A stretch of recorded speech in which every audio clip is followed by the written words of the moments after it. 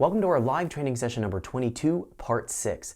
In this video, we're going to be taking a look at our cold start and warm-up, as well as taking a look at how we can target a leaner air fuel under idle and part throttle driving to pick up some better fuel economy. We're going to have a lot to cover, so let's jump into this live training session so we can get started.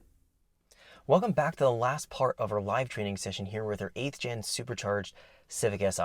Now, in the last video, we finished up all of our wide open throttle tuning, we set our VTEC engagement point, and we completed the tuning process. Now we're going to take a look at our warm-up enrichment and our cold starting. This is something we always have to do after we've mapped out everything warm, so this is going to be our day 2. Let the car sit here for 24 hours. I let it sit overnight, and now it's on a bone cold engine. We're going to find that the starting is going to be completely different cold compared to hot. And we have specific tables and a certain amount of fuel that we need to add in order to get the engine to fire up cold compared to warm. And then as it's warming up, we need to have our warm-up enrichment tables that need to be applied correctly to our main fuel table so that we're going to be able to get the engine to operate smoothly as it's warming up and coming up into operating temperature. So operating temperature on this is anywhere from 170 to 180 and higher. And we'll find that anything below that, it's going to be using a multiplying effect with our compensation tables. That's going to be multiplying over on top of whatever we found in our main fuel table. So it was imperative, again, that we set up our main fuel tables first. We don't want to go after our correction tables because we don't know where our main fuel tables are going to be at if we haven't tuned it yet. We could find that our main fuel table here is way lean or way rich. And actually what we saw when we fired this engine up, that the values in our tables here were way lean. We saw that our short term here was going and adding 30-40%, or the accumulations here between our short and long terms were adding a ton of fuel back in.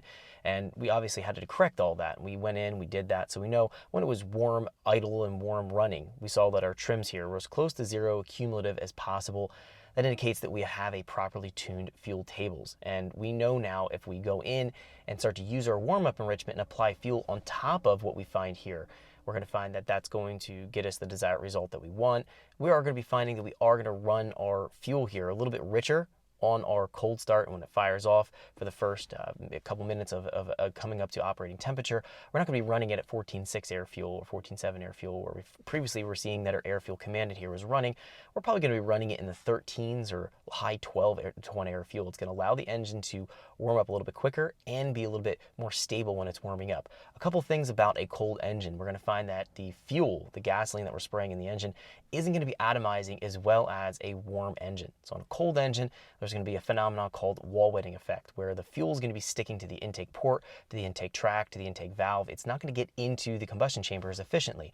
So we need to pump more fuel above and beyond what we find on a warm engine because we have to overcome this phenomenon. And we're going to find if we're on alcohol, if we're on E85, which are not on this car, it's going to be even more of a demand on a cold engine. It's going to have even worse atomization. So we need to have these compensation tables to kind of get above and beyond